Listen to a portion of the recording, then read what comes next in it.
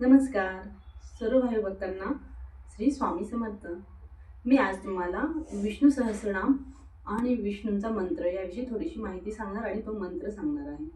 तर विष्णूंचा जो मंत्र आहे तो श्री वत्सधारणम वक्षमुक्तमाला षडाक्षरम हा जो मंत्र आहे हा 11 माळी जप जर केला जर एकादशीला जी 15 दिवसानंतर जी एकादशी येते त्यावेळेस जर काही जण उपवास करत नाही, उपवास होत नाही त्यांच्याच्याने, तर त्यावेळेस हा मंत्र जर 11 माळी घेतला श्री वत्सधारणम वक्षमुक्त मालाक्षरासनं तर पूर्ण उपवास केल्याचा फळ मिळतं आहे।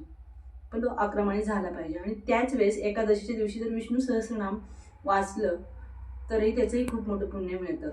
पण विष्णू सहस्रनाम हे 10-15 मिनिटाचं जे आहे कुणाला जमते वेळ पण नसतो असं होतं, तर त्यावेळेस एक विष्णूचा मंत्र आहे, विष्णू सहस्रनामाचा जो मंत्र आहे तो मी तुम्हाला सांगते। तो जर 11 वेळा घेतला तर एक पूर्ण विष्णू सहस्रनाम वाचल्याचं फळ मिळतं आहे। विष्णू सहस्रनाम म्हणजेच 1000 नावे विष्णूंची आणि त्याचं छोटंसं एक पुस्तक पण भेटते। काही जण विचारतात नित्यसेवेत किती पान नंबरवर आहे, तर ते नित्यसेवेत नाही तर एक छोटंसं पुस्तक भेटतं, तर त्यात आहे ते पूर्ण विष्णू सहस्रनाम।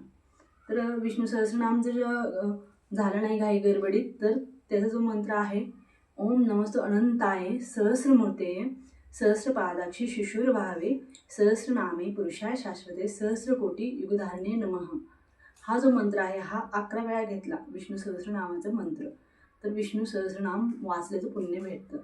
आणि हे जर 4 वेळा झालं विष्णू सहस्रनाम तर पूर्ण जे पितृदोष आहे तो पूर्ण नाहीसा होतो।